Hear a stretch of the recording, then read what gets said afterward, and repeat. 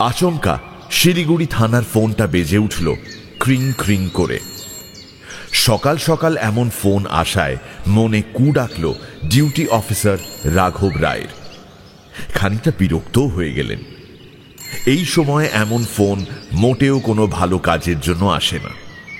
মুখটা একেবারে বাংলার পাঁচের মতো করে তিনি রিসিভারটা তুললেন। হ্যালো। ওপাশ থেকে ভেসে এলো চাপা গলায় পুরুষ কণ্ঠ। স্যার, হাকিমপাড়ায় স্টেট ব্যাংকের পাশের বাড়িতে একটা খুন হয়েছে। কবে, কখন, কিভাবে? এক নিঃশ্বাসে প্রশ্নগুলো শেষ করে রাঘব বুঝলেন লাভ নেই। ওপারের সূত্র ফোনটা নিঃশব্দে নামিয়ে রেখেছে। সামনে ঘোরাঘুরি করছিল কনস্টেবল অরূপ আর এএসআই বিশ্বজিৎ। হাঁক পাড়লেন রাঘব। জিডিএনটি খাতাটা আন, চল এক্ষুনি বেরোতে হবে। সালা একটু দাঁড়ায় বসবো তারও সময় পেলাম না।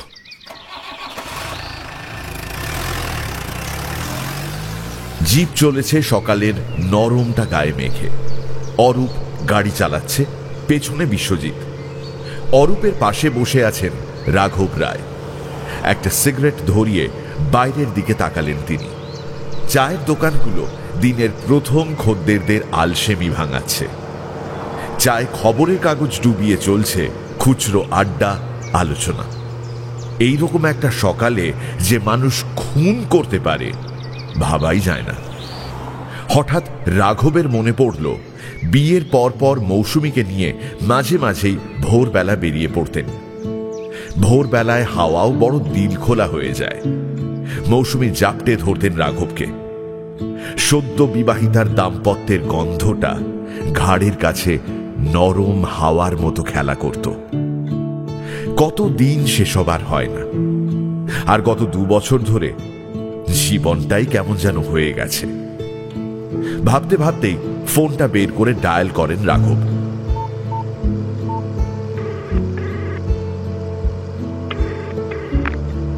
হ্যালো। হ্যালো, কি হয়েছে? না, কিছু না, হঠাৎ তোমার কথা মনে হলো তাই। নিজের তো কোনো সময় জ্ঞান নেই, অন্যের দিকগুলো অন্তত খেয়াল রাখো। পুলিশের চাকরি করে তো দেশ উদ্ধার করছো, সকাল সকাল আমাকে ফোন করে আর উদ্ধার করো না প্লিজ। স্যার, এটাই মনে হচ্ছে। ডিউটি অফিসার রাঘব রায় ফিরে এলেন বাস্তবের মাটিতে। জিপ থেকে নেমে পড়লেন ওরা। স্টেট ব্যাংকের পাশের বাড়ি ধরদের। কলিং বেল বাজাতেই দরজা খুলে দিল এক কিশোর। নাম কি তোমার?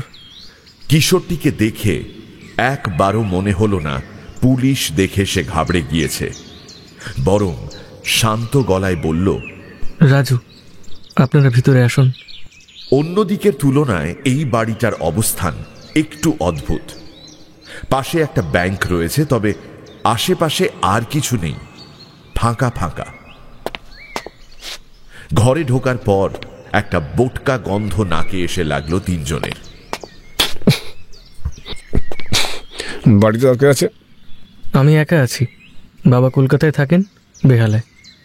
রাঘব পরবর্তী প্রশ্নটা করতে যাওয়ার আগেই আঙুল দিয়ে একটা বন্ধ থাকা ঘরের দিকে ইঙ্গিত করল রাজু। অরূপ আর বিশ্বজিৎ একবার ঠেলা দিতেই খুলে গেল দরজা। পকেট থেকে দ্রুত রুমাল বার করে নাকে চেপে ধরলেন প্রত্যেকে। বিশ্রী একটা পচা গন্ধ। ঘরে উঁকি মারতেই চোখে পড়ল খাটের ওপর শোয়া এক মধ্য 40-এর মহিলার দেহ। দেখে মনে হচ্ছে প্রায় 3-4 ওভাবেই পড়ে আছেন। পরনে রাত পোশাক। প্রায় বমি হয়ে যাওয়ার উপক্রম হলেও তিনজনে দ্রুত দেহটির সামনে গিয়ে দেখলেন মাথা থেকে রক্ত চুইয়ে বিছানার চাদরের রঙই প্রায় পাল্টে দিয়েছে। বিশ্বজিৎ প্রশ্ন করল, ইনি কে? কি করে খুন হলো? কে খুন করলো? সমবেত প্রশ্ন ধেয়ে এলো পিছন পিছন ঘরে ঢোকা কিশোরের দিকে। আমার মা। আমি খুন করেছি মাকে 4 দিন আগে। ড্রেসিং টেবিলের দিকে দেখিয়ে ইশারা করে শান্ত গলায় রাজু বলে চলল, ওখানে বাবার একটা পিস্তল আছে, ওটা দিয়েই মাকে গুলি করে খুন করেছি।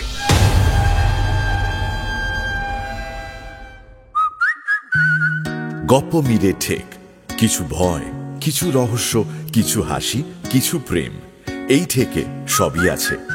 গপ্প মিলে ঠেকের আজকের গপ্প চিত্রদীপ চক্রবর্তীর লেখা সত্য ঘটনা অবলম্বনে কেস হাকিমপাড়া।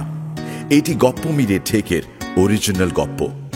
আপনিও 6 থেকে 7,000 শব্দের মধ্যে নিজের অপ্রকাশিত লেখা গপ্প পাঠাতে পারেন explore@studiomirvana.com এ। নির্বাচিত হলে আপনার গপ্প পড়া হবে ঠেকে।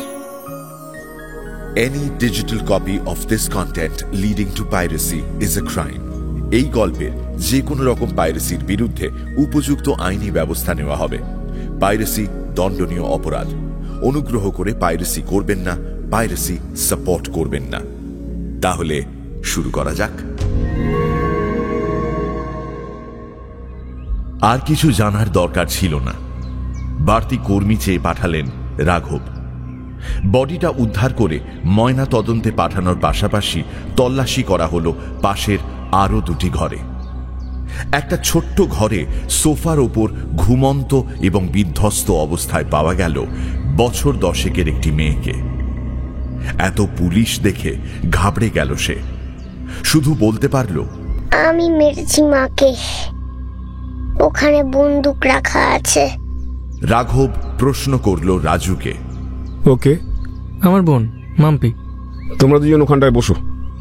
ইশারা করে ডাইনিং টেবিলের 2টো চেয়ারের দিকে দেখালেন রাঘব রায়। ধীর পায়ে ভাই বোন চেয়ারে গিয়ে বসল।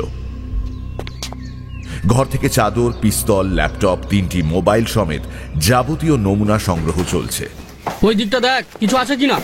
বাথরুমটা চেক করেছিস? আরে তোকে বললাম না, ড্রয়ারগুলো আমি দেখে নিয়েছি। এই সময়গুলোতে চরম ব্যস্ততা চলে। ক্রাইম সিন থেকে একে একে জমা হয় অপরাধ আর অপরাধীর ফেলে যাওয়া চিহ্ন। রাঘব রায় লক্ষ্য করছিলেন দুজনকে, ভাই আর বোন। কার অপরাধ, কে যে অপরাধী, সত্যিটা বেরোবে তো? মেয়েটা কুঁকড়ে বসে আছে, দুপায়ের আঙুলগুলো মুড়ে আছে আতঙ্কে। পুলিশি উর্দির খাঁকি রঙও মাঝে মাঝে অসহায় হয়ে যায়। কেমন একটা মায়া হলো রাঘবের। তিতিরের মুখটা মনে পড়ে গেল। তিতির রাঘবের মেয়ে। রাঘব মেয়েটিকে জিজ্ঞেস করলেন, কিছু তো খাওয়া হয়নি নিশ্চয়ই? মেয়েটি কিছু বলতে যাচ্ছিল, কিন্তু দাদার ইশারায় চুপ করে গেল। রাঘব উঠে বাইরে এলেন। এদের দুজনকে থানায় নিয়ে যেতে হবে। কথা না বললে কিছুই বেরোবে না, তবে খুব সাবধানে হ্যান্ডেল করতে হবে। ভীষণ সেন্সিটিভ ব্যাপার। একটু এদিক ওদিক হয়ে গেলে মিডিয়া একেবারে চেপে বসবে। এক্সপার্ট কেউ থাকলে ভালো হতো। ভাবতে ভাবতে ফোনটা আনলক করলেন রাঘব রায়। ডক্টর অনন্যা সাহা, শিশু মনোরোগ বিশেষজ্ঞ, জুভেনাইল ক্রাইমে পুলিশের সঙ্গে কাজ করেন। বেশ কিছু ক্রিটিক্যাল কেসে খুব হেল্প করেছেন, যদিও রাঘবের সঙ্গে কোনো কেসের সূত্রে এখনো কথা হয়নি। নাম্বারটি ডায়াল করলেন রাঘব। হ্যালো, গুড মর্নিং, রাঘব বলছি। অনেক সময় মুহূর্তের নিস্তব্ধতারা বড়ই অস্বস্তিকর হয়। হয়তো তার আয়ু কয়েক সেকেন্ড, তবু যেন কাটতেই চায় না। রাঘব আবার কথা বলতে যাবেন ভাবছিলেন, ওপার থেকে গলা ভেসে এলো। এটা কি নতুন নাম্বার? হ্যাঁ, ব্যস্ত? কি দরকার? একটা কেসের জন্য আসলে। আনঅফিশিয়ালি আমি কোনো কাজ করি না মিস্টার রায়। মা খুন হয়েছে, বাবা বাড়িতে নেই, 2 বাচ্চা ছেলে মেয়ে ক্রাইম সিনে। অনু, আমাকে ওদের থানায় নিয়ে যেতে হবে। অফিসিয়ালি আমি এক্ষুনি কিছু করতে পারবো না, কিন্তু তুমি যদি একবার থানায় আসতে। কথা দিতে পারছি না। কথা দিতে না পারার রোগটা অনন্যার কোনো কালেই ছিল না। স্যার, এএসআই বিশ্বজিৎ এসে দাঁড়িয়েছে। স্যার, বাবাটা লাইনে আছে। দিবাকর ধর, রাজ্য পুলিশের ইন্টেলিজেন্স ব্রাঞ্চের বড় হনু নাকি, কথা বলবেন? বিশ্বজিৎ ফোনটা বাড়িয়ে দেয়। হ্যালো। হ্যালো। হ্যাঁ নমস্কার, আমি রাঘব রায়। হ্যালো, দিবাকর রুমকিকে? রুমকি আমার স্ত্রী। রাজু আমাকে ভিডিও কল করে সবটা দেখায়। আমি তো কিছুই বুঝতে পারছি না। মানে আমি ফ্লাইট বুক করে ফেলেছি, কি হয়ে গেল সব কেমন যেন উল্টে আমার মাথাটাও ঠিক মতন কাজ করছে না।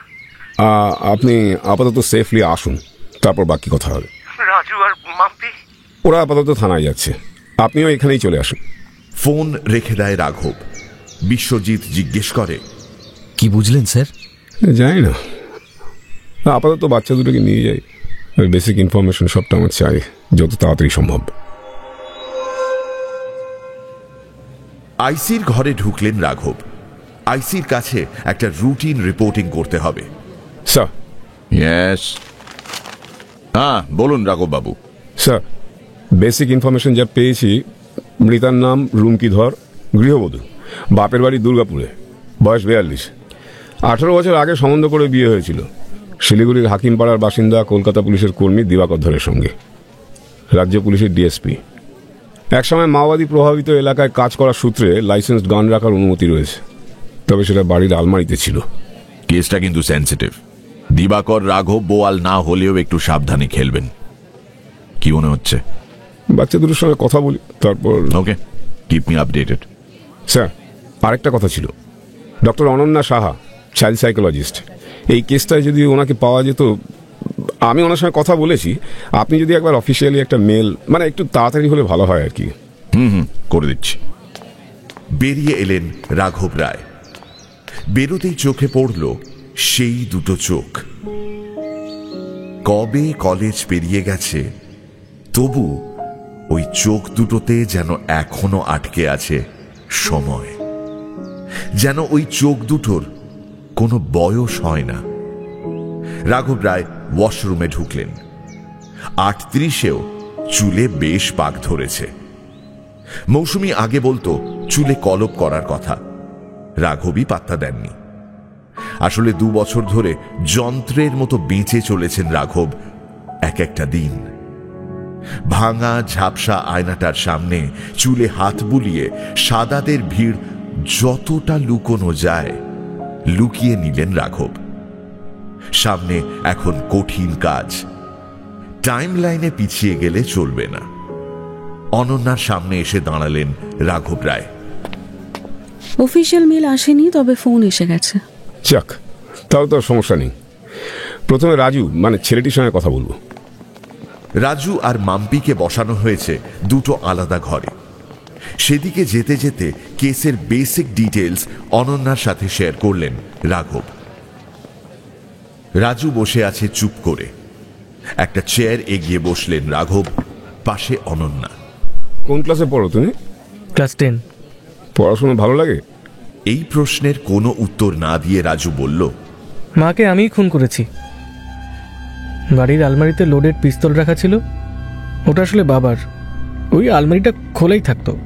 19 এপ্রিল রাতে মায়ের সঙ্গে আমার খুব ঝামেলা হয়। রাতে মা ঘুমিয়ে পড়তেই পা টিপে টিপে উঠে পিস্তল বার করে মায়ের মাথায় ঠেকিয়ে গুলি করে দিই। বোন এই খুন করেনি, ও কিছু জানেই না। খুন করা মানে জানো? জানি, মাকে আমিই খুন করেছি, আর আমার আর কিছু বলার নেই। রাঘব বুঝলেন এই মুহূর্তে আর কিছুই জানা যাবে না। বেরিয়ে এলেন তিনি। কিছু কিছু বিকেল গুমোট হয়ে নামে। এপ্রিল মাসের শেষের এই গুমোটগুলো যেন আরো স্পষ্ট করে দেয় চারপাশের সমস্ত অন্ধকার। থানার ভেতরটায় আরো দমবন্ধ লাগে। তাই থানার উল্টো দিকে এই চায়ের দোকানটা এসে দাঁড়ালেন রাঘব রায়। সকাল সকাল ফোনটা আসার আগেও রাঘব ভেবেছিলেন আজ তাড়াতাড়ি বাড়ি ফিরবেন। গত 2 বছর ধরে প্রতিদিন চেষ্টা করে চলেছেন তাড়াতাড়ি বাড়ি ফিরতে। চেষ্টাটা ব্যর্থ হয় বেশিরভাগ দিনই। একটা কাটিং চা দে তো। বল, কখন ফিরবে? কেমন বল? বাজার করে ঢোকার কথা ছিল। তুমি মাঝরাতে এলে আমি তখন রান্না করব। তুমি লক্ষণকে বলে দাও না, আমি বুঝতে পারছি না কখন বেরোতে পারবো।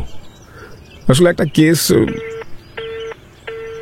মৌসুমী আগে এমনটা ছিল না। গত 2 বছর ধরে ও কেমন একটা ছেলে মানুষ হয়ে গেছে। রাঘব চাইলেও কিছু বলতে পারেন না। স্যার! উল্টো দিক থেকে বিশ্বজিৎকে ডাকতে দেখে এক চুমুকে ভাঁড়ের বাকি চাটা শেষ করে থানার সামনে এসে দাঁড়ালেন রাঘব রায়। স্যার, ফাদার এসেছে। চলো।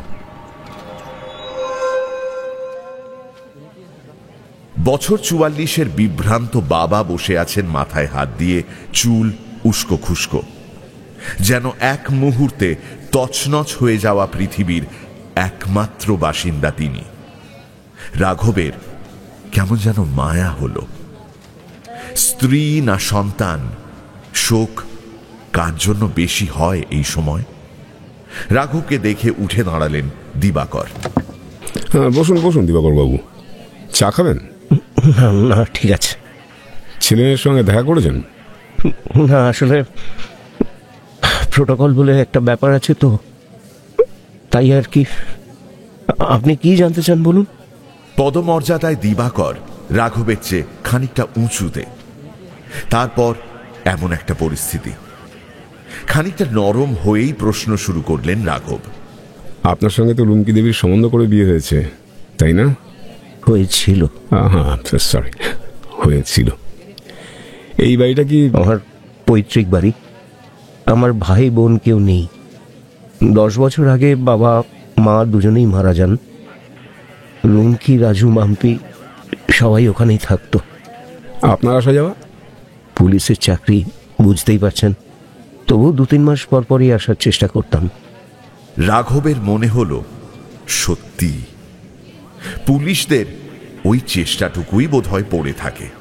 তবে সংসার খরচের টাকা পাঠিয়ে দিতাম। রুমকি সবটাই সামলাতো। আমাকে ওসব নিয়ে চিন্তা করতে হতো না কখনো। ও সংসারটাকে একেবারে আঁকড়ে ছিল। আমি জল খাবেন? না, ঠিক আছে। আচ্ছা, ছেলের সঙ্গে মায়ের সম্পর্ক কেমন ছিল? আজকালকার ছেলে মেয়েদের যেমন হয় আর কি, কিন্তু তা বলে খুন, এটা তো। আচ্ছা, এই কদিনে আপনি রুমকি দেবীর সাথে কথা বলতে চাননি? হ্যাঁ, আমি ছেলেকে যতবার জিজ্ঞেস করেছি, কখনো বলেছে মা ইলেকট্রিক বিল দিতে গেছে, আবার কখনো বলেছে মা অসুস্থ দিদিমাকে দেখতে গেছে। আজ সকালে ফোন করে পুরো ঘটনাটা আমাকে জানায়। আমিও শিলিগুড়ি পুলিশকে ফোন করতে যাচ্ছিলাম, সেই মুহূর্তে খবর পাই পুলিশ বাড়িতে চলে এসেছে। ছেলে ফোন করে কি বলেছিল আপনাকে? বলল মা নাকি ওকে পাবজি খেলতে দেয়নি, তাই ও মাকে গুলি করে। শুধু পাবজি খেলতে দেয়নি বলে? আচ্ছা, আরেকটা প্রশ্ন, আপনাদের বাড়িতে কাজের লোক? রুমকির কারুর কাজ পছন্দ হতো না। অনেকবার কাজের লোকের সাথে ঝামেলা হয়েছে। কয়েক মাস ধরে নিজেই সব করত। আমি অনেকবার বুঝিয়েছিলাম, কিন্তু সংসারটাও এত যত্নে রাখতো। আমি কি করবো রাঘববাবু? আমি কিভাবে সামলাবো নিজেকে বুঝতে পারছি না। কিছু কিছু কেস আছে পুলিশের খাতায় যাকে বলা হয় ওপেন অ্যান্ড শাট কেস। রাজুকে জেরা, তার বয়ান, দিবাকর ধরের সঙ্গে কথাবার্তা এবং পারিপার্শ্বিক প্রমাণের উপর ভিত্তি করে সাংবাদিক সম্মেলন ডাকলেন ডিসি। দেখুন, যেটুকু ইনফরমেশন আমরা পেয়েছি সেই সূত্রে বলতে পারি যে মায়ের সঙ্গে ওই কিশোরের সমস্যা ছিল পাবজি গেম খেলা নিয়ে। হাতে মোবাইল নিয়ে পড়াশুনো না করে সারাক্ষণ ছেলের গেমে মেতে থাকা পছন্দ ছিল না মায়ের। বেশ কয়েকবার মারধরও করেন তিনি। ছেলে জানতো আলমারিতে পিস্তল রাখা রয়েছে।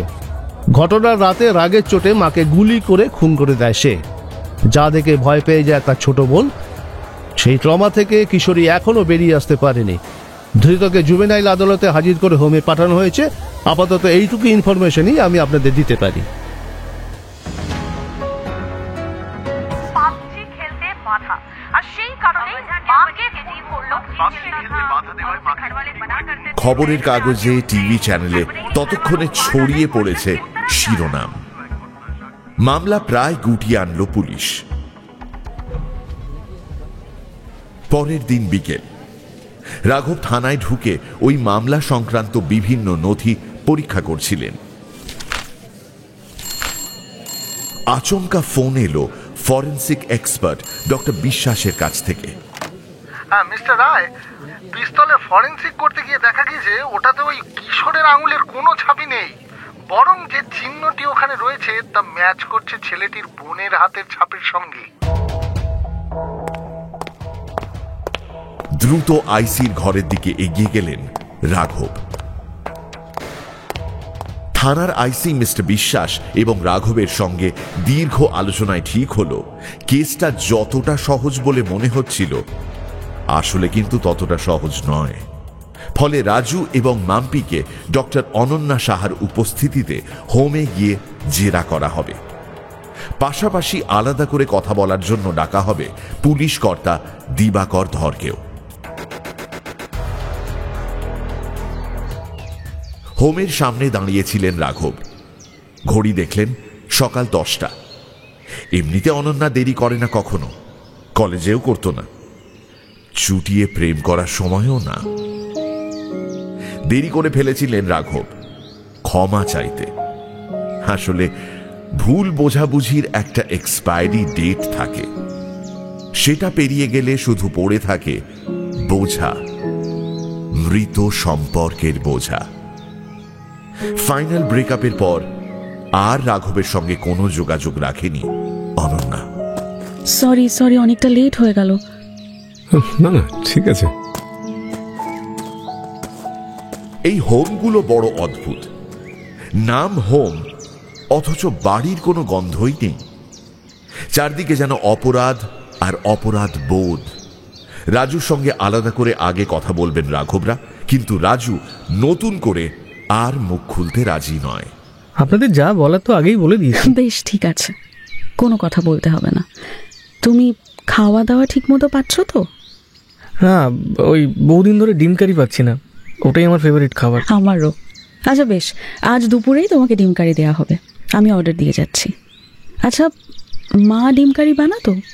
লাস্ট কবে বানিয়েছিল? মা খালি পড়াশোনা করার জন্য বকাবকি করতো, ডিম খেতে দিত না। আমি তো মাকে মারার পরে বাড়িতে নিজেই একদিন ডিম কারি রান্না করে খেয়েছি, বন্ধুদের দিয়েছি, বোনকেও দিয়েছি। বাবার সঙ্গে তোমার সম্পর্ক কেমন ছিল? ভালো, রোজই কথা হতো।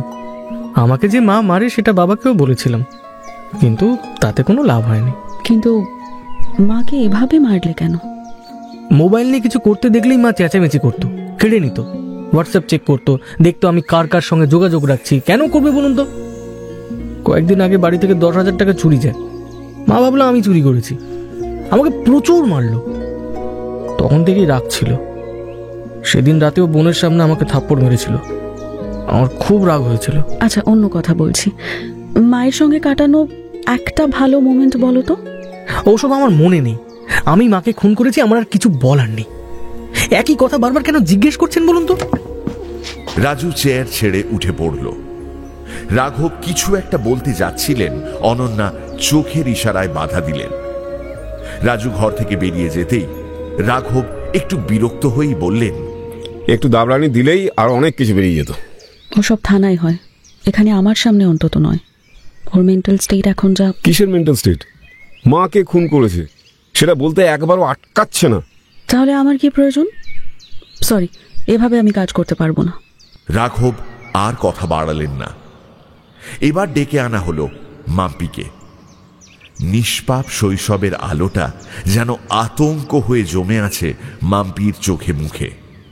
প্রথমবার রাঘব ওকে যখন দেখেছিলেন, সেই ভয়ে কুঁকড়ে যাওয়া মেয়েটা এখনো যেন ঠিক করে নিঃশ্বাস নিতে পারছে না। তোমার কোনো ভয় নেই মাম্পি? সেদিন ঠিক কি কি হয়েছিল তুমি একটু ভেবে ভেবে বলো তো। কেউ তোমাকে কিচ্ছু বলবে না, আমি বলছি। মাম্পি তবুও কিছু বলল না। হাত দুটো জড়ো করে কোলের কাছে নিয়ে মাথা নিচু করে বসে রইল। এবার ডক্টর অনন্যা সাহা নিজের দক্ষতার পরিচয় দিতে শুরু করলেন, বোঝাতে শুরু করলেন মাম্পিকে। ট্রমাটাইজড শিশু মন একটু একটু করে ভরসা পেয়ে মুখ খুলল। মাকে গুলি করার পরে রাত 10:30 নাগাদ দাদা বাড়িতে রাখা স্কুটি নিয়ে কোথাও একটা বেরিয়ে যায়। কোথায় যায়? জানি না, আমাকে পাশের ঘরে ভয় দেখিয়ে আটকে রেখেছিল। তারপর 8 ঘন্টা বাদে ফিরে এসে রুমাল দিয়ে পিস্তলটা ভালো করে মুছলো। আমাকে বলল, ওটা ড্রেসিং টেবিলের উপরে রেখে দে। আমি খুব ভয় পেয়ে গেছিলাম। দাদা যেটা বললো ওটাই করলাম। কিন্তু দাদা ভাবছিল আমি যদি কাউকে বলে দিই, বাড়িতে কেউ এলে বা যদি ফোন করে তখন যদি বলে দিই, তাই দাদা আমাকে বলল, যদি তুই কাউকে কিছু বলিস তাহলে তোকেও মেরে ফেলবো, মায়ের মতো। আমি খুব ভয় পেয়ে গেছিলাম আন্টি, তাই কিছু বলিনি। তারপর আমাকে একটা ঘরে আটকে দিল দাদা। যখন খাবার দিত তখনই শুধু দরজা খুলতো। আমাকে সব সময় ভয় দেখাতো। আমি কাউকে কিচ্ছু জানাতে পারিনি। এই যে তুমি সবটা বলে দিলে, এখন আর কোনো ভয় নেই। আন্টি, দাদার কি হবে এবার? সেটা তো আমি জানি না, তবে তোমার এখন কি করতে ইচ্ছে করছে বলো তো? আমার ছবি আঁকতে খুব ভালো লাগে। অনেক দিন আঁকি না। আঁকার খাতাটা তো বাড়িতে রয়ে গেছে। একটা সিনারি আঁকছিলাম, পাহাড়ের ওপর সূর্য।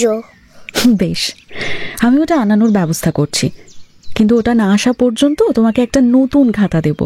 তুমি তাতে আবার নতুন করে সিনারিটা এঁকো, কেমন? ওরা উঠে পড়লেন। লম্বা করিডোরের এক প্রান্তে অনন্যা একজনের সঙ্গে কথা বলছে, বোধহয় ওই আঁকার খাতার ব্যাপারে। রাঘব দাঁড়িয়ে পড়লেন। বুঝতে পারছেন না ঠিক কি করবেন। পিস্তলে মেয়েটির হাতের ছাপের অর্থটা স্পষ্ট হলো বটে, তবু কেমন যেন অস্বস্তি হচ্ছে রাঘবের। এই অস্বস্তিটা রাঘব চেনেন। যখন মাথা আর মন দুটো আলাদা উত্তর খুঁজে বেড়ায়। অনন্যা পাশে এসে দাঁড়াতেই দুজনে হাঁটতে শুরু করলেন। আপাতত এখানে আমার কাজ শেষ। মিলছে না, সবকিছু মিলেও কেমন যেন। আচ্ছা অনু, সরি অনন্যা, কি মনে হচ্ছে? সেটা বলা আমার কাজ নয়, তবে আমার মনে হয় বাবার সঙ্গে আরেকবার কথা বলা দরকার। এই জন্যেই প্রেমে পড়েছিলেন রাঘব। কথাটা তাঁর মাথাতেও এসেছিল, তবে সঙ্গে সঙ্গে থ্যাংক ইউ বলার সুযোগটা আর পেলেন না তিনি। ডক্টর অনন্যা সাহা ততক্ষণে এগিয়ে গেছেন অনেকটা। শিলিগুড়ি পুলিশের ডাকে দুপুর 3টে নাগাদ থানায় হাজির হলেন দিবাকর বাবু। তার সঙ্গে কথা বলা শুরু করলেন রাঘব রায়। দিবাকর বাবুর সেই বিধ্বস্ত চেহারাটা যেন একটু সামলেছে।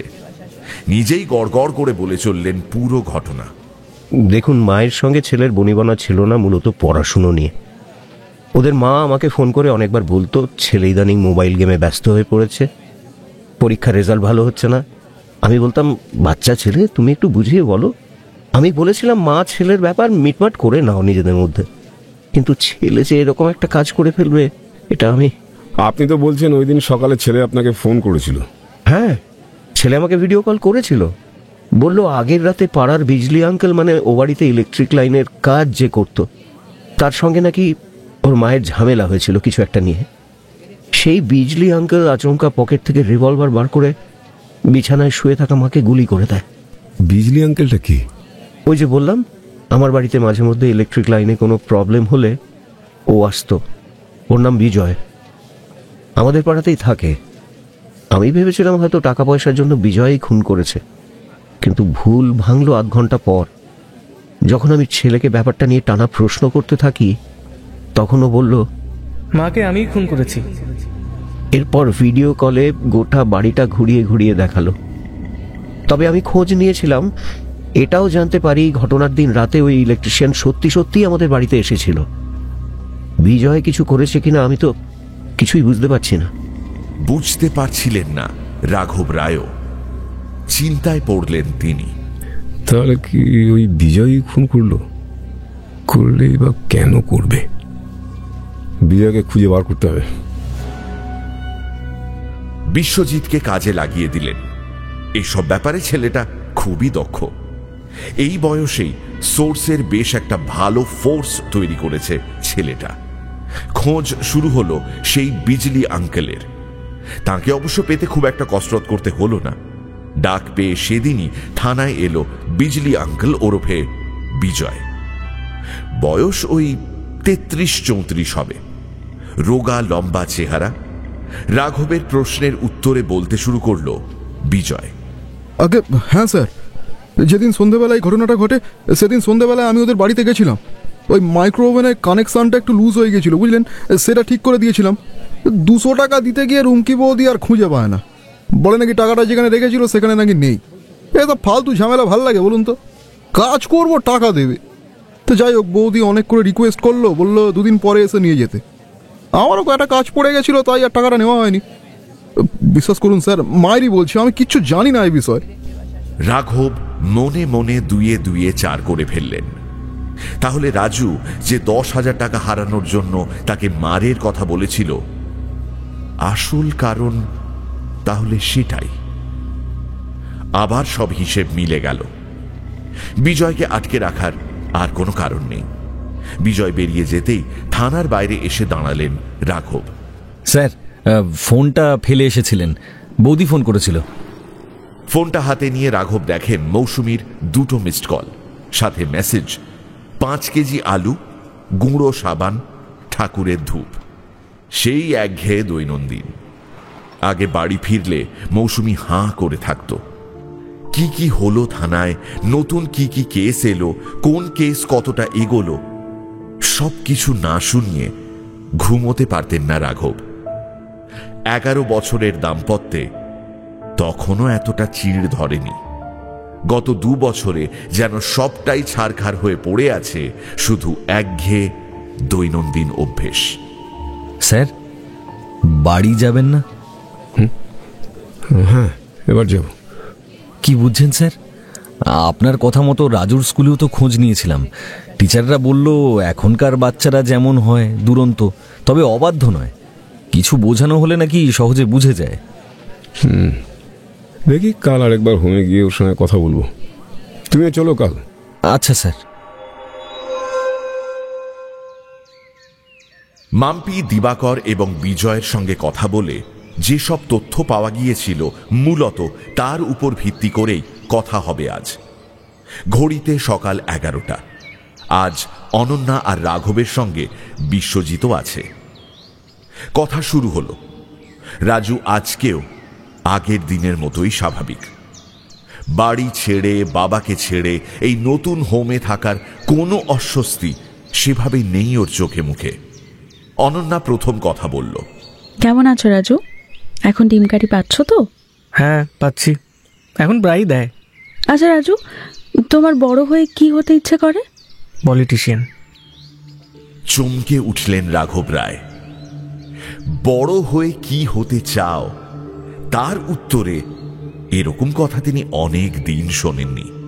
তাই পরের প্রশ্নটা তিনিই করে ফেললেন। আচ্ছা, তুমি যে পিস্তলটা থেকে মাকে গুলি করেছো সেটা বাড়ির আলমারিতে রাখা আছে জানলে কি করে? কেন? বাবা যখন বাড়িতে আসতো তখন ওটা বার করতো, একটু নাড়াচাড়া করে রেখে দিত, আমি দেখেছি।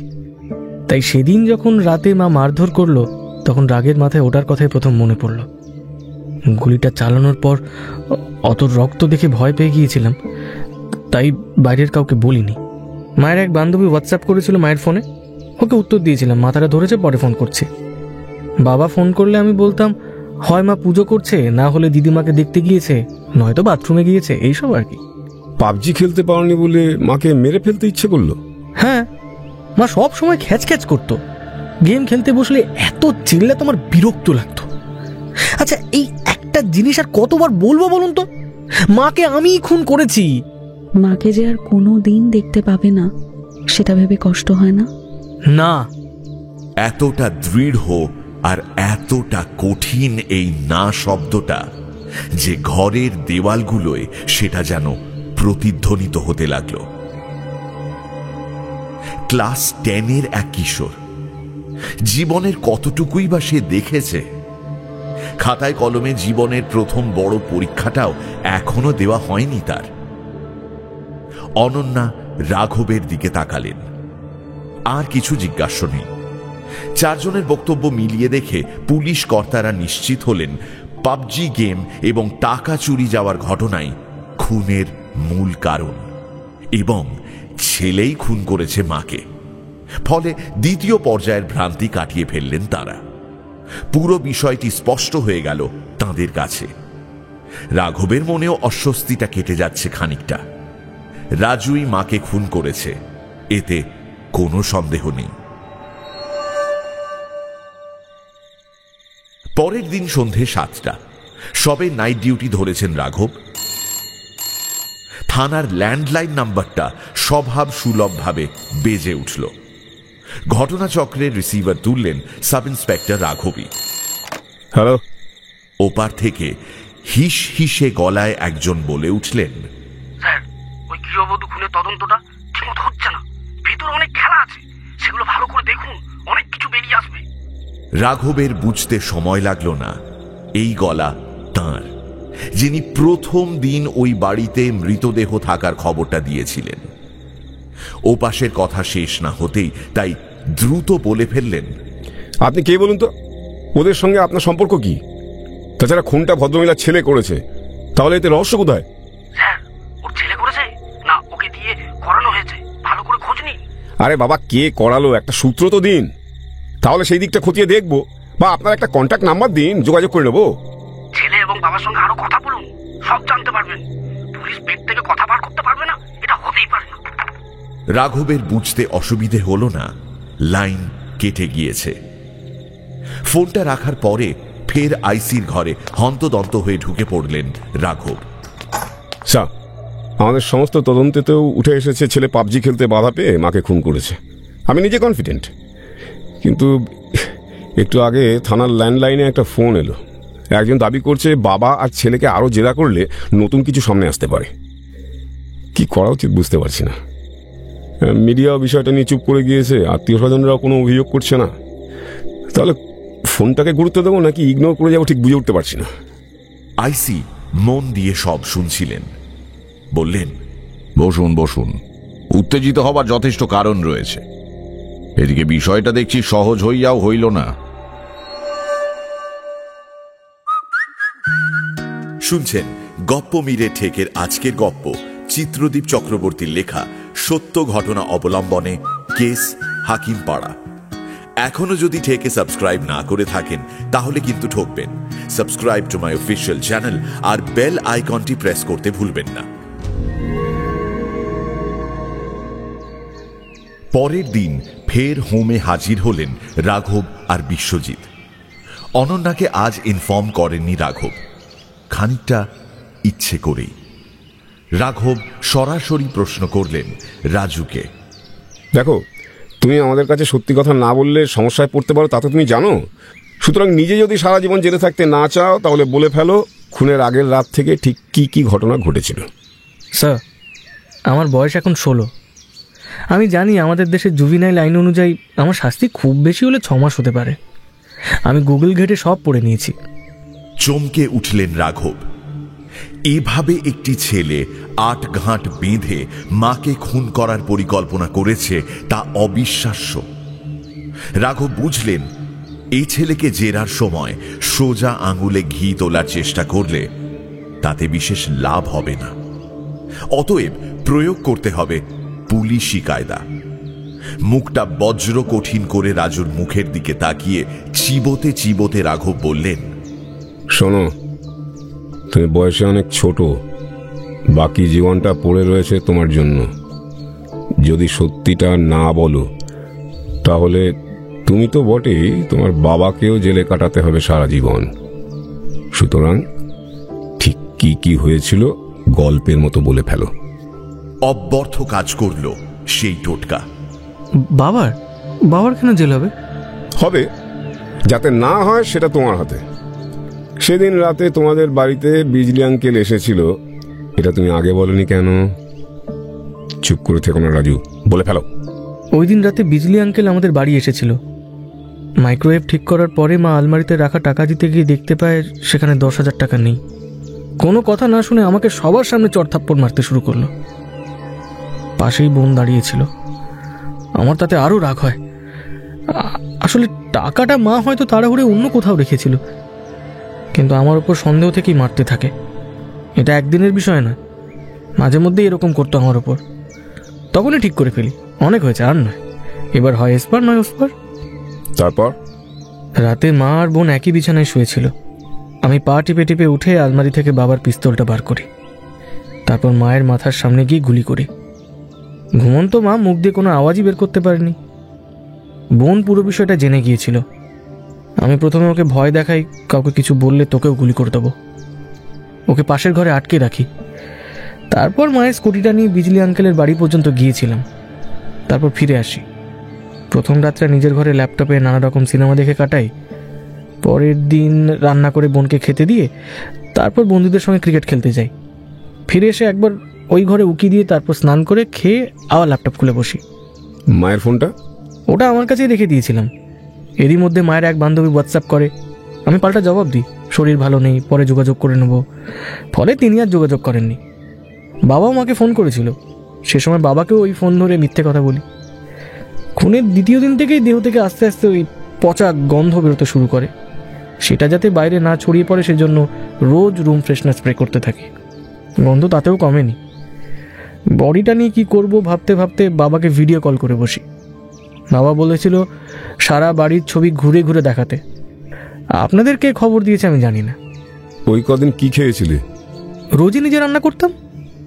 একদিন ল্যাপটপ ঘাঁটতে ঘাঁটতে দেরি হয়ে গিয়েছিল, সেদিন রান্না করতে ইচ্ছেও করছিল না, তাই অনলাইনে খাবার অর্ডার দিয়েছিলাম। আমার কাছে কিছু টাকা ছিল, সেটা থেকে পেমেন্ট করেছিলাম। তাছাড়া বোনকে খাবার না দিলে ঝামেলা হতে পারে, তাই রোজ রান্না করতে হতো। ঘটনার রাতে তুমি বিজলি আঙ্কেলের বাড়ির দিকে গিয়েছিলে কেন? ওর জন্য আমাকে মায়ের কাছে মার খেতে হয়, সেজন্য রাগ চেপে গিয়েছিল। ভেবেছিলাম ওকেও শেষ করে দেবো। স্কুটি নিয়ে বাড়ির সামনে গিয়ে বুঝতে পারি একটা অপরাধ তো আগেই করে ফেলেছে। ফের যদি আরও একজনকে এভাবে মারি তাহলে ধরা পড়ে গেলে ঝামেলা বাড়বে। শেষ মুহূর্তে প্ল্যান পাল্টে ওখান থেকে চলে এসেছিলাম। শুধু রাগেই মাকে মেরে ফেলেছো নাকি আর কোনো কারণ আছে? না স্যার, সত্যি বলছি, আর কোনো কারণ নেই। ঠিক আছে, বলছো যখন তাই মেনে নিচ্ছি। কথা শেষ করে বেরিয়ে আসেন রাঘব রায়। পুরো কথোপকথন পর্ব শুরু থেকে রেকর্ড করা হয়েছিল। রাঘব থানায় বসে আবার নতুন করে চালিয়ে শুনতে শুরু করলেন পুরোটা। আচমকা একটি জায়গায় রাজুর কথা শুনে ফের রিওয়াইন্ড করে ফিরে আসেন রাঘব। আমি জানি আমাদের দেশের জুভেনাইল আইন অনুযায়ী আমার শাস্তি খুব বেশি হলে 6 মাস হতে পারে। আমি গুগল ঘেটে সব পড়ে দিয়েছি। এতটুকু ছেলে, সে গুগল ঘেঁটে কেমন করে জুভেনাইল অ্যাক্ট সম্পর্কে পড়াশোনা করবে? ছেলেটা ধূর্ত হলেও এতটা ম্যাচিওর তা কিন্তু মনে হচ্ছে না। আর ওর মাথায় এই বিষয়টি তাহলে ঢোকালো কে? এই মুহূর্তে এত কিছু চিন্তা করতে ইচ্ছে করছে না। ফের কাল সকালে ফ্রেশ মাইন্ডে আবার বসা যাবে এই ভেবে সেদিন থানা থেকে একটু তাড়াতাড়ি বেরিয়ে পড়লেন রাঘব। বাড়ি ফিরতেই মৌসুমী বলে উঠল, একটা কাজ বলেছিলাম তোমাকে, ফোনটা রিচার্জ করতে, সেটুকুও পারলে না। এমনিতেই এই একটা মামলা মাথা খারাপ করে দিয়েছে। কাকে ভরসা করবেন, কার কথা বিশ্বাস করবেন কিছুই বুঝে উঠতে পারছেন না। প্রায় রোজই নতুন টুইস্ট আর টার্নে নাজেহাল হয়ে উঠেছেন তিনি। সেদিন আর ঝামেলা করতে মন সায় দিচ্ছিল না, তাই বিষয়টা তাড়াতাড়ি মিটিয়ে ফেলতে মৌসুমীর কাছে গিয়ে রাঘব জানতে চাইলেন, আজ আর ভালো লাগছে না, বলো কত টাকা রিচার্জ করাতে হবে, আমি অনলাইনে করিয়ে দেবো। কোন কাজটা ঠিক সময় করো? বাড়িতে একজন লোক আছে বলে তো মনে হয় না।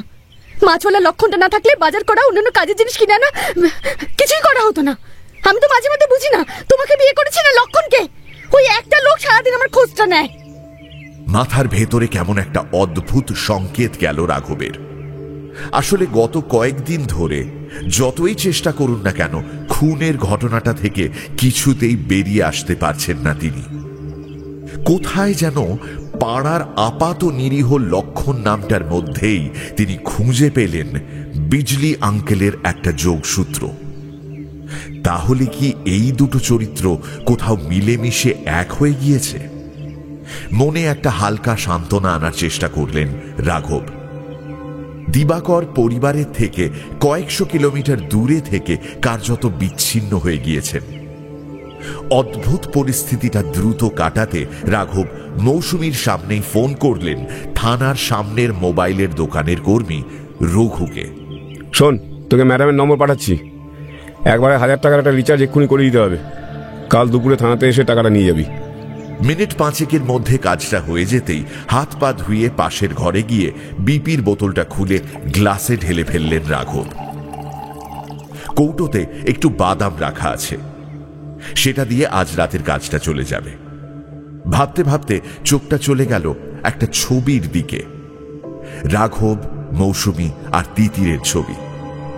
তিতির ওদের মেয়ে, আজ থাকলে 8 বছর বয়স হতো। 2 বছর আগে সেই দিনটার কথা রোজ ঘুমোতে যাবার আগে মনে পড়ে রাঘবের। রোববার ছুটি ছিল রাঘবের। মেয়েকে বাবার কাছে রেখে বেরিয়েছিল মৌসুমী, আর সেই সময় থানা থেকে ফোন আসে, একটা জরুরি কাজে কিছুক্ষণের জন্য যেতে হবে। পাশের বাড়ির মুখার্জি তাকে বলে গিয়েছিলেন, রাঘব দাদা, আমি ঘন্টাখানেকের মধ্যেই আসছি।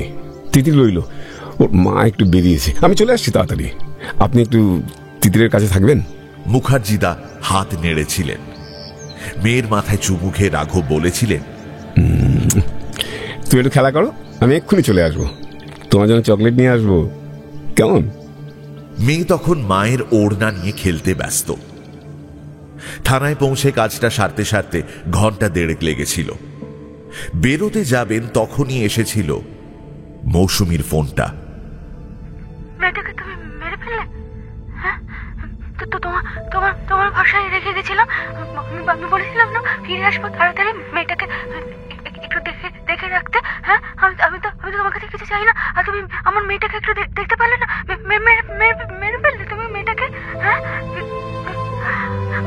আমার মেয়েটাকে মেরে ফেললে? আমার তো আর কিছু নেই।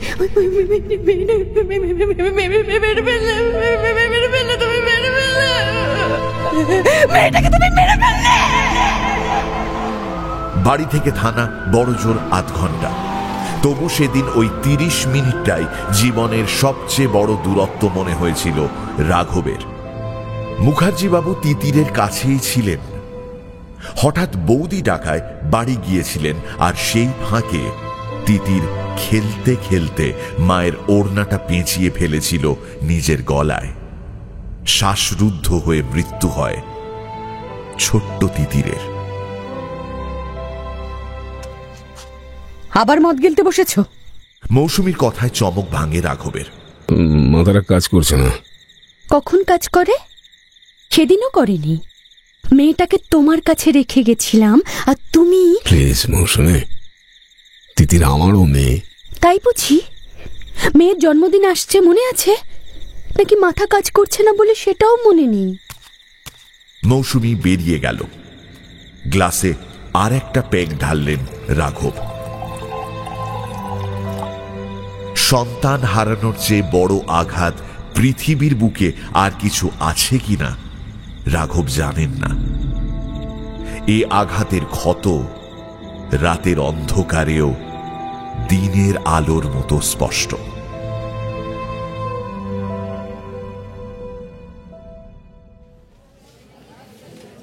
পরদিন সকালে একটু তাড়াতাড়ি পৌঁছে গেলেন রাঘব। ঘুম থেকে উঠেই একটা জায়গায় বারবার খটকা লাগছিল। সেটা মেটাতেই সকাল সকাল থানায় ঢুকে চেয়ারে বসলেন। রাঘব ভাবতে শুরু করলেন। ধরে নেওয়া যাক ছেলেটা রাগের চোটে মাকে গুলি করে মেরে ফেলেছে, হয়তো পরিকল্পনাও করেছিল। কিন্তু এত বছর পুলিশে চাকরি করার পরেও তিনি আজ পর্যন্ত শোনেননি একটা বাচ্চা ছেলে ইন্টারনেটে সার্চ করে দেখেছে অপরাধটা করার পরে তার কি সাজা হতে পারে। অদ্ভুত লাগলো তাঁর।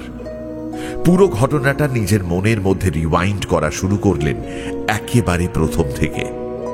তারপর প্রত্যেককে পরপর জেরা করে যা জানা গিয়েছিল সেই অনুযায়ী সিকোয়েন্স ধরে ধরে সাজাতে লাগলেন। হাতের সামনে একটা ডায়েরি রাখা ছিল। উঠে গিয়ে একটা পেন এনে লিখতে শুরু করলেন কয়েকটা নাম। রুমকি, রাজু, মাম্পি, দিবাকর। আর তখনই মনে পড়ল গত রাতে মৌসুমীর কথাটা। মাঝে মধ্যে বুঝি না তোমাকে বিয়ে করেছি নাকি লক্ষণকে। মাথার মধ্যে যেন বিদ্যুৎ চমকে আর একটা নাম এলো, বিজলি আঙ্কেল। উঁকি মেরে দেখলেন বিশ্বজিৎ এখনো ঢোকেনি। ফোন ঘোরালেন। হ্যালো বিশ্বজিৎ, ওই বিজলি আঙ্কেলকে আরেকবার ডেকে পাঠাও এক্ষুনি।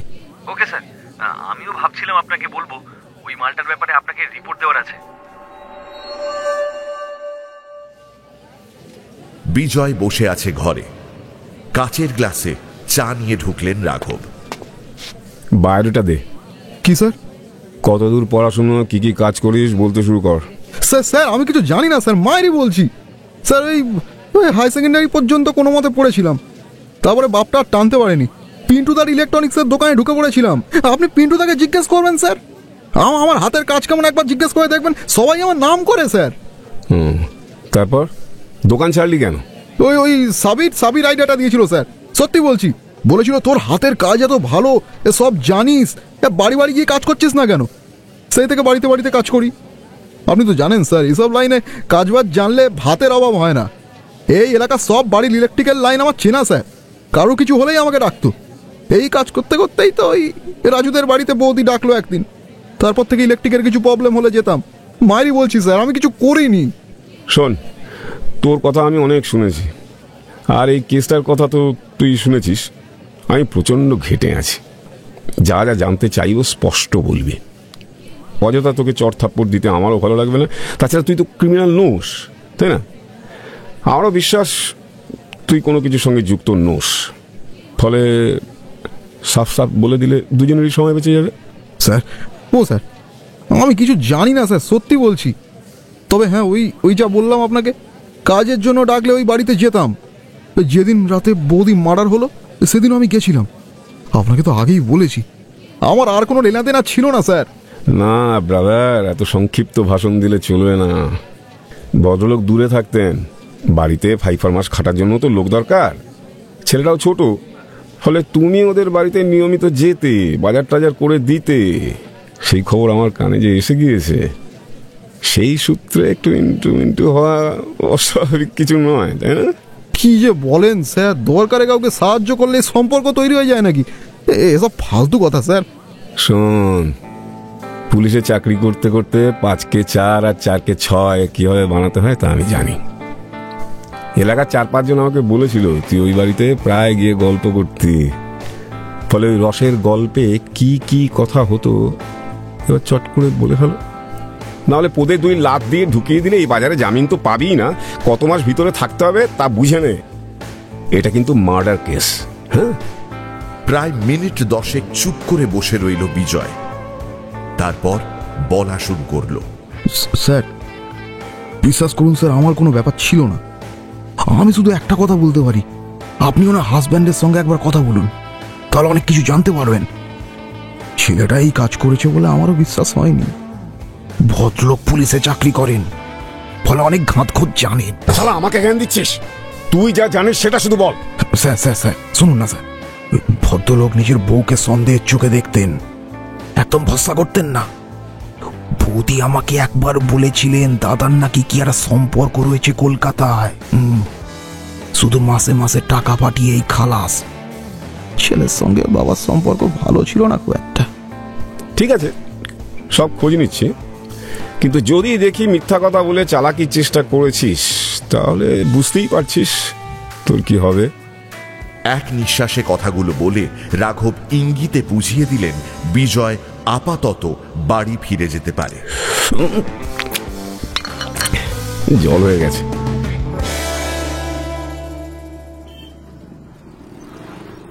থানার বাইরে এসে দাঁড়ালেন রাঘব, একটা সিগারেট ধরালেন। একবার মনে হলো মৌসুমীকে ফোন করে লক্ষণের ব্যাপারটা, সেখান থেকে বিজয়ের কথাটা কিভাবে কানেক্ট করলেন সেটা বলেন, কিন্তু ফোনটা তিনি করলেন না। সিগারেটটায় শেষ টান দিয়ে ঢুকে গেলেন ভেতরে। আইসি চেম্বারেই ছিলেন। রাঘব তাঁর ঘরে ঢুকে বললেন, স্যার, কেসটা অদ্ভুত জায়গায় রয়েছে। আরও নতুন কিছু ইনফরমেশন পেয়েছি, ওগুলো ক্রস চেক করার জন্য একবার হোমে যাব। কোর্টের অর্ডার তো রয়েছে, ফলে কথা বলতে অসুবিধা হওয়ার উচিত নয়। আমি ওই কাজটা করে তারপর রাতে আপনার কাছে আসছি। যান, তবে ডক্টর সাহাকে নিয়ে যাবেন। আগের দিন তো নিয়ে যাননি। কিছু প্রোটোকল কিন্তু মেনটেন করতেই হয় মিস্টার রয়, আর এটা তো জুভিনাইল কেস। হোমে পৌঁছে রাজুর কাছে যেতে যেতে রাঘব অনন্যাকে বললেন, আজ আমি কয়েকটা প্রশ্ন করতে চাই। প্রথমে প্রোটোকল মেনটেন করেই, আশা করি তাতে কোনো সমস্যা হবে না। অনন্যার চোয়ালটা যেন একটু বিরক্ত হয়ে উঠল। শেষবার অনন্যাকে ছাড়া রাঘব এসে প্রশ্ন করে গেছে রাজুকে। এসব আনঅফিসিয়াল ব্যাকডোর ভালো লাগে না অনন্যার, সেটাই অনন্যা জানিয়েছিলেন। অনন্যা কোনো কথা বললেন না। এদিকে রাজু বসে আছে আগের মতোই। রাঘব কোনো ভনিতা না করে সোজাসুজি বলতে শুরু করলেন, আর এবার শুরুতেই তুমি থেকে নেমে এলেন তুইয়ে। শোন বাবা, পৃথিবীর কোনো শক্তি নেই তোর শাস্তি হওয়ার হাত থেকে বাঁচাবে। ফলে তুই এই বিজলি আঙ্কেলের গল্পটা একবার গড়গড় করে বলে ফেলতো। ও কিন্তু তোর সম্পর্কে সব কিছু জানিয়ে দিয়েছে। যদি সারা জীবন গারদের ভেতরে থাকতে না চাস, তাহলে সত্যি কথাটা বলে দে। আমি কথা দিচ্ছি, আমি তোকে বাঁচানোর দায়িত্ব আমি নেব। তোর বাবা আর ওই বিজলি আঙ্কেল কিন্তু দুদিনের মধ্যে ফুস হয়ে উড়ে যাবে। তারপর বাকি জীবনটা তোকেই এখানে পৌঁছতে হবে। রাঘবের কথায় কিছু একটা ছিল। এতদিনে রাজু যেন খানিকটা ভেঙে পড়ল। স্যার, আমার মা সত্যিই বিজলি আঙ্কেলের সঙ্গে মিশত। আমার সেটা পছন্দ ছিল না। যখন তখন বাড়ি চলে আসতো। আমি বেশ কয়েকবার বলেছিলাম ওই লোকটাকে আমার ভালো লাগে না। মা আমাকে মারধর করেছিল, তারপর খারাপ ব্যবহার করতে শুরু করে। একদিন চুপ করে দুজনের কথাবার্তা শুনে ফেলেছিলাম। মা বিজলি আঙ্কেলকে বলছিল বাবার নাকি কলকাতায় একটা অ্যাফেয়ার আছে। তারপর শুনে আমার ভালো লাগেনি। শেষ পর্যন্ত বাবাকে ফোন করে তাই পুরোটা জানে। বাবা আমাকে বলে বিষয়টাতে নজর রেখে টাইম টু টাইম জানাতে। ব্যাস, তারপর থেকে আমি কাজ শুরু করি। এতে একটা সুবিধে ছিল, বাবা পড়াশোনা নিয়ে তেমন কিছু জানতেই চাইতো না। বাবাকে খবর দিতি? হ্যাঁ, রোজ ফোন করতাম। মা আর বিজলি আঙ্কেলের গল্প করার ছবি তো বটেই, এমনকি কথাবার্তাও মোবাইলে রেকর্ড করে বাবার হোয়াটসঅ্যাপে পাঠাতাম। সেই নিয়ে মাঝে মাঝে বাবা মার মধ্যে অশান্তি হতো। আমি যে ছবি পাঠাতাম সেটা মা জেনে গিয়েছিল, তাই ইদানিং বিজলি আঙ্কেল এলে আমার উপর নজর রাখতো। কিন্তু তোর মোবাইলে কিছুই তো পাওয়া যায়নি, হোয়াটসঅ্যাপ, মেসেঞ্জার কিংবা SMS। হ্যাঁ, সবই তাহলে ডিলিট করে দিয়েছিস? হ্যাঁ স্যার, 4 দিন ধরে কল হিস্ট্রি থেকে শুরু করে সব কিছু ডিলিট করে দিয়েছি। এমনকি মার মোবাইল থেকেও সব মুছে দিয়েছি। বাস, তুই তো সাংঘাতিক জিনিস। যাক, হয় অনেক কথা শুনলাম, কাল আবার আসবো। এরকম সত্যি কথা বলবি, হ্যাঁ? তাহলে আর কোনো চিন্তা নেই। আর হ্যাঁ, রাতে যাতে তোকে ডিম কারি দেওয়া হয় সেটা আমি বলে যাচ্ছি। গাড়িতে যেতে যেতেই ভেবে নিলেন আজ যত রাতই হোক একবার দিবাকরের সঙ্গে কথা বলতে হবে। দেখা যাক শিয়ানা বাবু আবার নতুন কোনো গল্প বলেন কিনা। রাত 10টার পরে থানায় হেলতে দুলতে ঢুকলেন দিবাকর। প্রথম দিনের সেই অসহায় মানুষটা কেমন যেন বদলে গেছে।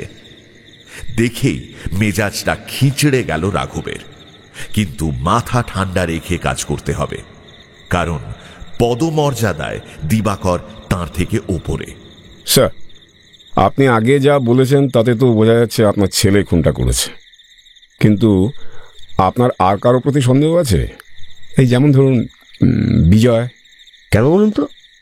এই নামটা আমার মাথাতেও এসেছিল। এই অ্যাঙ্গেলে কিছু পেয়েছেন? কিন্তু ছেলে তো বলছে ওই করেছে, তাই আমি নিজেও খানিকটা কনফিউজড। হতে পারে ও খুনটা করে আমার বাচ্চা ছেলের ঘাড়ে চাপিয়ে দিচ্ছে। তাছাড়া আমি শুনেছিলাম ওই ছেলেটি আমার স্ত্রীর কাছ থেকে টাকাও পেত। সরি স্যার, কিছু মনে করবেন না। আপনি কিন্তু বেশ কয়েকটা ইনফরমেশন চেপে গিয়েছেন, সেগুলো দিলে তদন্তটা এগিয়ে নিয়ে যেতে সুবিধা হতো আর কি। মানে কোনটা বাদ দিলাম? আমি একজন ডিএসপি, তদন্ত কিভাবে এগিয়ে নিয়ে যেতে হয় সেটা আমার জানা আছে। আপনি যদি না পারেন বলুন, আমি সাহায্য করতে পারি। দরকার নেই স্যার, শুধু আমার কয়েকটা প্রশ্নের উত্তর দরকার। এক, আপনার মোবাইলের ইনকামিং এবং আউটগোয়িং কলের রেকর্ড ছাড়া যাবতীয় তথ্য কেন ডিলিট করে দিয়েছেন স্যার? আপনার সেট ঘেটে কিচ্ছু পাওয়া যাচ্ছে না। দুই, বিজয়ের সঙ্গে আপনার স্ত্রীর একটা সম্পর্ক তৈরি হয়েছিল, সেটা আপনি আমাদের জানাননি। তিন, কলকাতাতে আপনারও যে একটা রিলেশনশিপ রয়েছে সেই তথ্যটাও বেমালুম চেপে গিয়েছেন। চার, এমন কি দরকার পড়লো যে নিজের নিরাপত্তার জন্য আপনাকে লাইসেন্সড আর্মস নিতে হলো? বলুন, আমার দিক থেকে একটা তথ্য মিথ্যে দিচ্ছি? মিস্টার রায়, মনে হচ্ছে খুনের মামলার তদন্ত করার কোনো অভিজ্ঞতাই আপনার আগে কখনো হয়নি। এখানে দুটো ক্যারেক্টারকে সামনে রেখে আপনি তদন্ত করতে চাইছেন, একজন বিজয়, অন্যজন হলো আমার ছেলে। সুতরাং এতেই ব্যক্তিগত বিষয়গুলো টেনে আপনার কি লাভ হচ্ছে সেটা কিন্তু আমার মাথায় ঢুকছে না। আর একটা বিষয় স্পষ্ট করে দিতে চাই, আমার কোনো এক্সট্রা ম্যারিটাল অ্যাফেয়ার নেই। আর যে ফোনের কথা আপনি বলছেন সেটা আমার অফিসিয়াল ফোন। এতে বহু গুরুত্বপূর্ণ নথি রাখা থাকে। সবকিছু হাট করে খুলে রেখে দেব নাকি আমি? আর কলকাতা থেকে আমি বছরে অন্তত 10 বার শিলিগুড়িতে আসি। এখানে আমি পুলিশ কর্মী নই, কিন্তু আমার নিজের নিরাপত্তার প্রয়োজন হলে সেটা কে দেবে? আপনারা। আর একজন পুলিশ কর্মী হিসেবে আপনার জেনে রাখা উচিত, ঠিকঠাক কনভিন্স করাতে পেরেছি বলেই আমাকে লাইসেন্স মঞ্জুর করা হয়েছে। তবে এই মামলার তদন্তকারী অফিসার হিসেবে আপনি এখনো পর্যন্ত যে ব্যর্থ সেটা আমি বলতে পারি। মাথায় রাখবেন, আমার স্ত্রী খুন হয়েছেন। এতদিন কেটে গেলেও কে আসল খুনি তাই এখনো বার করতে পারলেন না। রাঘব রিয়্যাক্ট করলেন না, শুধু মনে মনে ভাবলেন টোকাটা তিনি ঠিক জায়গায় মেরেছেন। ঠিক বলেছেন স্যার, তা আজ আপনি যেতে পারেন। যদি দরকার পড়ে তাহলে কষ্ট করে আরেকবার আসতে হবে। গটগট করে বেরিয়ে যান দিবাকর। রাঘবের মাথায় পরের দিনের রুটিনটা সাজানো হয়ে গেছে। তারপর পুরোটা ব্রিফ করতে ঢুকে পড়লেন আইসির ঘরে। পরের দিন সকাল 10টা। বিশ্বজিৎ আর অনন্যাকে নিয়ে রাঘব আবার পৌঁছলেন হোমে। আর ঘুরিয়ে পেঁচিয়ে নয়, বরং সরাসরি প্রশ্ন করলেন রাঘবই। বেটা, তোর পাশে আর কেউ নেই রে আমি ছাড়া। তোর বাবা তো তোকে দোষী বলেই দিয়েছে, কিন্তু আমি চাই না তোর জীবনটা নষ্ট হয়ে যাক। তাই কয়েকটা প্রশ্নের উত্তর চটপট একটু দিয়ে দে, বুঝলি? আমার সামনে কোনো কিছু লুকোস না, তাহলে তোকে বাঁচাতে পারবো না। এই প্রথমবার মনে হলো রাজু যেন বলার জন্য রেডি হয়ে আছে। তোদের বাড়িতে বিজলি আঙ্কেল কতদিন ধরে আসে? প্রায় বছর 5। তোদের বাড়িতে কি কি কাজ করে দিত? একটা সময় লাইটের কাজ করতো, তারপর টুকটাক মাসের বাজার, মাছ এনে দেওয়া, এসব ছাড়াও বিভিন্ন কাজ করে দিত। রোজ আসতো তোদের বাড়ি? রোজ না হলেও সপ্তাহে অন্তত 2 দিন তো আসতোই। তোর সঙ্গে কেমন ব্যবহার করতো? ভালোই, তবে মার সঙ্গে যেভাবে মেলামেশা করতো আমার ভালো লাগতো না। আমি পড়তে বসে দেখতে পেতাম পাশের ঘরে দুজন পাশাপাশি বসে গল্প করছে, যেমন বাবা মা গল্প করতো তেমন। বেশ কয়েকবার বলার চেষ্টা করেছি, কিন্তু কোনো লাভ হয়নি। একদিন স্কুল থেকে ফেরার পথে দেখতে পাই মা স্কুটি চালিয়ে কোথাও যাচ্ছে, আর পেছনে বসে রয়েছে ওই বিজলি আঙ্কেল। সেদিনই বাবাকে জানাই। বাবা বলল, নজর রাখ, আর টাইম টু টাইম আমাকে জানাতে থাকবি। সেই থেকে রোজ লুকিয়ে ফোন করে খবর দিতে থাকি। একদিন দুজনে কথা বলছিল, সেটার ভয়েস রেকর্ডিং করে বাবাকে পাঠিয়ে দিয়েছিলাম। দুজনের ঝামেলাও হয়। আচমকা মা একদিন আমাকে বলল, তোর বয়স এখন অনেক কম, বাবার কথা শুনে চলছিস ভালো কথা, কিন্তু কলকাতায় তোর বাবা কি করছে সেটাও খোঁজ রাখ। বাবাকে সেটা বলতেই বাবা খেপে গেল, জিজ্ঞেস করলো, আচ্ছা তুই আমার জায়গায় থাকলে কি করতি? তুই কি বলেছিলি? পুরো ব্যাপারটা দেখে দেখে রাগ হয়ে গিয়েছিল, তাই জবাব দিয়েছিলাম, মনে হচ্ছে গুলি করে মেরে দিই। তারপর পরের দিন আবার দেখতে পাই মা আর বিজলি আঙ্কেল গল্প করছে। ফের বাবাকে জানাই।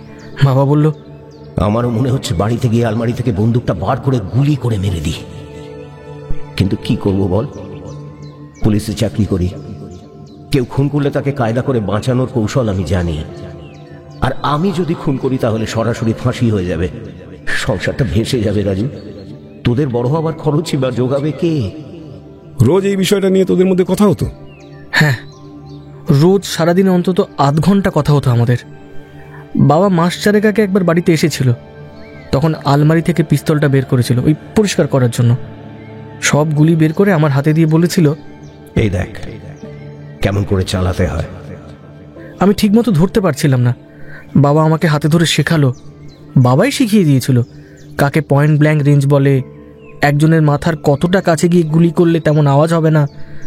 তারপর বাবা চলে যাওয়ার আগে বলেছিল, পিস্তলটা ঠিক করে দেখে রাখিস, খুব সাবধানে।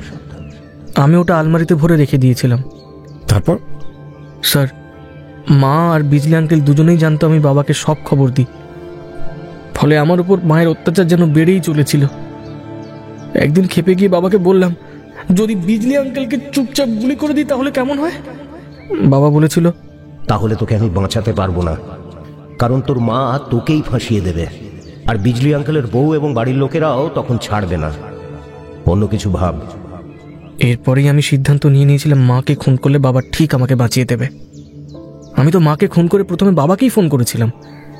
একটু ভয় ভয় করছিল যদি কিছু গন্ডগোল হয়ে যায়। বাবাই তখন বলেছিল, তুই একদম নর্মাল থাকবি, খেলতে যাবি, বোনকে খেতে দিবি, যা যা করতি সব করবি। বাবা তো মাকে মারার 4 দিন পর্যন্ত আমার সঙ্গে বিষয়টা নিয়ে পরামর্শ করে গিয়েছে। এমনকি বাবা বলেছিল যে বিজলি আঙ্কেল খুনটা করেছে, এটা পুলিশকে জানাবে। কিন্তু এখন তো আপনি বলছেন আমার নাম বলে দিয়েছে। আচ্ছা, একটা জিনিস বলতো, তুই কার বুদ্ধিতে গুগল ঘেটে জুভেনাইল অ্যাক্ট সম্পর্কে পড়াশোনা করেছিলি? সেটাও তো বাবা বলেছিল। শোন, তোর বয়স এখন 16, সুতরাং তুই যদি কাউকে খুন করিস তাহলে মাত্র 3 মাস জেল খাটলেই সারা জীবনের মতো মুক্তি পেয়ে যাবি। বাবা ঠিক বলেছে কিনা তা জানতে আমি গুগল সার্চ করে সব পড়ে নিয়েছি। দেখলাম ঠিকই বলেছে, তাই আমার মনে আর কোনো ভয় ছিল না। তোর এবং মায়ের মোবাইল রেকর্ড সব ডিলিট করতে কে বলেছিল? সেটা মাকে মারার 2 দিন পরে বাবা করতে বলেছিল। আমি সব কিছু মুছে ফেলি, কারণ বাবা বুদ্ধি দিয়েছিল যেহেতু খুনের ঘটনাটা বিজলি আঙ্কেলের নামে চালানো হবে, তাই ওগুলো মুছে ফেলতে হবে। মাকে মারার পরে রাতে স্কুটি নিয়ে আমি নিজেই তো আঙ্কেলকে মারতে চলে গিয়েছিলাম, কিন্তু সেটা আর হয়নি। তা তো আগেই বলেছি। তোর বাবারও যে একটা সম্পর্ক রয়েছে তা তুই জানতিস? হ্যাঁ, শুনেছিলাম। মা বলেছিল যেদিন বাবার সঙ্গে প্রচণ্ড ঝামেলা হয়েছিল মায়ের, সেদিন কাঁদতে কাঁদতে আমাকে আর বোনকে বলেছিল কলকাতায় যে বাড়িতে বাবা ভাড়া থাকতো সেখানকার মালিকের মেয়ের সঙ্গে নাকি বাবার সম্পর্ক রয়েছে। আমি বাবাকে বলায় হেসে বলেছিল, তোর মা কারোর সঙ্গে সম্পর্ক রাখলে দোষ নেই, আমি রাখলেই দোষ। আসলে মায়ের ওপর এতটা রেগে গিয়েছিলাম যে বাবার কথাই শুধু বিশ্বাস করতাম। মাকে একদম পছন্দ হতো না আমার। ঠিক আছে, তুই আজকে রেস্ট নে, খাওয়া দাওয়া কর। আমি যদি দরকার পড়ে তাহলে আরেকবার দেখা করতে আসবো। আচ্ছা, এই তোর বাবা কখনো দেখা করতে এসেছিল এখানে? না স্যার, কেউ আসেনি। রাঘব আর দেরি করলেন না, সোজা বেরিয়ে চলে গেলেন আইসির কাছে। বিস্তারিত জানালেন। কাউকে কিছু না জানিয়ে রাজুকে নিয়ে যাওয়া হলো ম্যাজিস্ট্রেটের কাছে গোপন জবানবন্দি দিতে। নেওয়া হলো বিজয়ের জবানবন্দিও। আদালতের নির্দেশে তুলে আনা হলো দিবাকরকে। তিনি বেশ খানিকক্ষণ তড়পানোর পরে চ্যালেঞ্জ ছুঁড়লেন রাঘবের দিকে। কতদিন পুলিশগিরি করছেন আমি জানি না, তবে একটা কথা জেনে রাখুন, শুধুমাত্র সন্দেহের উপর ভিত্তি করে কোনো মামলা দাঁড়ায় না। আমি যে ছেলেকে খুন করতে উস্কানি দিয়েছি তা আদালতে প্রমাণ করতে পারবেন তো? হ্যাঁ, জেনে রাখবেন আমিও কিন্তু একজন পুলিশ অফিসার। মুশকিল হলো স্যার, আপনি ক্রিমিনাল নন, তাই বহু ভুল করে ফেলেছেন। প্রথমত, আপনি ছেলেকে ব্রেন ওয়াশ করে বুঝিয়েছিলেন মাকে খুন করলেও আপনি ওকে বাঁচিয়ে বিজয়কে ফাঁসিয়ে দেবেন, কিন্তু পরে নিজেকে পুরো বিষয়টি থেকে আলাদা করতে নাবালক ছেলেকেই ফাঁসিয়ে দিয়েছেন। এমনকি স্ত্রীর মৃতদেহ ঘরে আছে জেনেও 4 দিন ধরে ছেলের সঙ্গে পরামর্শ করে ছক সাজিয়ে গিয়েছেন। আপনাদের 3 জনের মোবাইলের ফরেন্সিক টেস্ট করার পরে যা তথ্য পেয়েছি তা বিচারককেই জানাবো। আর যা বুদ্ধির লড়াই, তা আদালতে প্রমাণ হবে। অনর্থক বক্তৃতা যুদ্ধ করে আর লাভ নেই স্যার। আর দাঁড়ালেন না রাঘব। দিবাকরের ঘৃণ্য মুখটার দিকে আর তাকাতেও ইচ্ছে করছিল না তার। কি ব্যাপার, আজ এত তাড়াতাড়ি? আমার সত্যিই খুব ক্লান্ত লাগছে, বিশ্বাস করো। তোমার কোনো কথা আমার বিশ্বাস হয় না। সেদিনও তোমাকে বিশ্বাস করে। আমি তিতিরের বাবা, আমার অপরাধবোধ কতটা তুমি একবারও ভেবে দেখেছো কখনো? কিভাবে এই চাকরিটা করছি, কিভাবে বেঁচে আছি, কিভাবে একটা বাচ্চা ছেলেকে এতদিন ধরে। মৌসুমী দেখল রাঘবের অবসন্ন শরীরটা ঝুঁকে পড়েছে অদ্ভুত এক ভারে। আসলে শোক বড় স্বার্থপর করে দেয় মানুষকে। সেখানে সবচেয়ে বড় হয়ে ওঠে নিজের টুকু, বাকি সবটা আড়ালে চলে যায়। মৌসুমী আস্তে আস্তে বলে উঠল, তুমি ফ্রেশ হয়ে এসো, আমি চা করছি। কোন বাচ্চা ছেলের গল্প বলছিলে? ওটা শুনবো। গল্প নয়, সত্যি ঘটনা। শুনবে?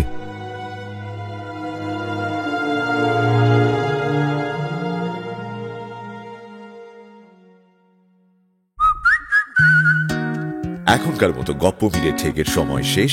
পরের সপ্তাহে আরো একটা নতুন গপ্প নিয়ে আসবো আমি। Till then, like, share and subscribe to my channel and don't forget to click on the bell icon for notifications. নিজে তো শুনছেনই, সঙ্গে বন্ধুদেরও জানান। প্রত্যেক শনিবার রাত 9টায় আমি মীর নিয়ে আসি গপ্প মিলে ঠেক, আপনার গপ্পের প্লেলিস্ট।